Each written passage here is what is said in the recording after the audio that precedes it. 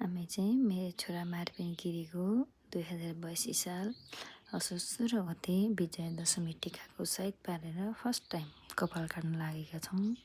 2.5 वर्षपछि first time कपाल काट्दा छक्क परेर हेरिरहेको जिल्लो पऱ्यो। सेकेन्ड टाइमबाट काट्नै मानेन, जबरजस्ती काटिदिनु भयो मामाले। त्यसपछि ऐना हेर्दैछ दुःखी भनेर।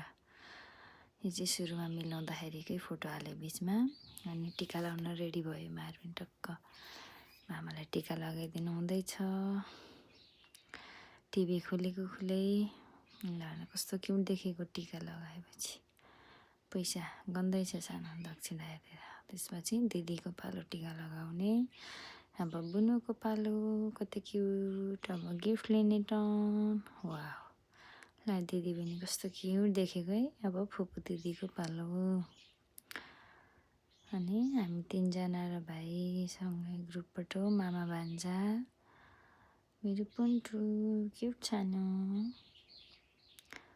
अघिनाको फोटो दोहोऱ्याएर हालेँ। त्यसपछि बाबा छोरा वाउ क्युट मामा भान्जा लास्टमा। ल है त best memory of this year baby childhood.